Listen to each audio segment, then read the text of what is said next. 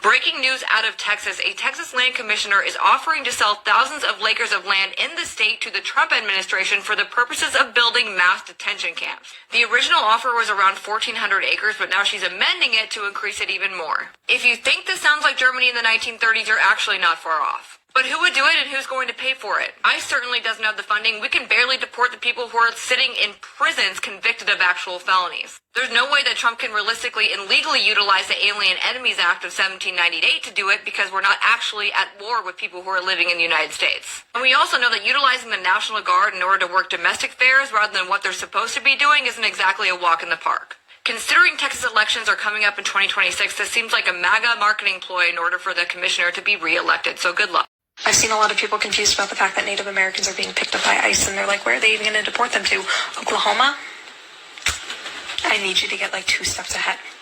Mass deportations is exactly how it started in 1930s Germany, until they conveniently realized that they had nowhere to actually deport these people to. So what did they do?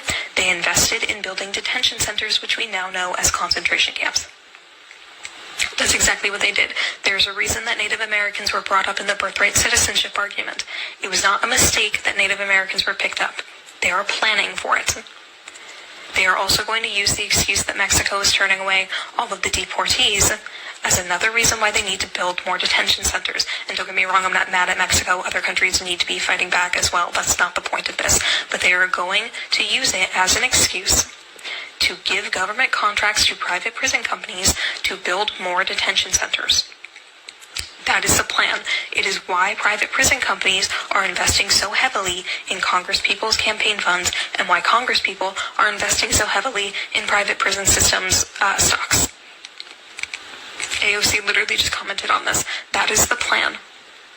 The plan is concentration camps. They are going to find loopholes in laws like the Patriot Act, which allow for people to be stripped of their due process if it's a national security concern. And they're going to find loopholes like the 13th Amendment that allows for slavery in prison. And they're going to use those loopholes to charge these people with crimes that have life sentences, no due process, and they are going to use them for slave labor. They are planning concentration camps. Please get ahead. Trump admin questions Native Americans' birthright citizenship in court. And I read the article. This is not clickbait.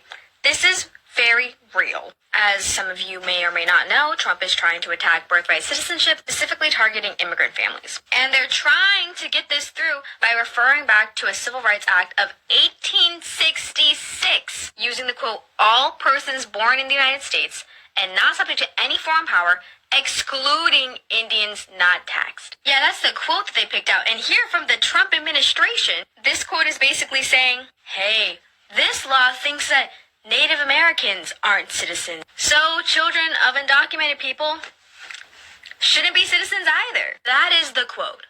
That is what this quote is saying.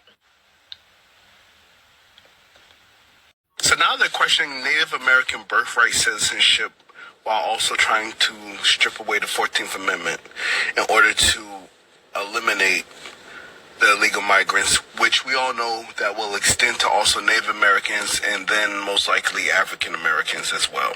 Since Native Americans are loyal to their tribe and they have their own treaties and everything, they would need to denounce their allegiance to their tribe, which is honestly a horrible thing. And this is not to be mean when I say this, and this is more just for history. Native Americans should have stopped white people when they started putting their names on the Native American list. Now, while many people act like they don't know, there were many dark-skinned Native Americans. There were many Native Americans that were reclassified as Negro. And as they stripped away their rights to be Native American, they then forced their names onto the Native American census list. White people. That's why you see so many super white Native Americans with 1% Native. And many of them don't even have Native American blood. They're just lying about it because their family's been on the list the whole time and they have been receiving benefits. And this is why you have to draw a line.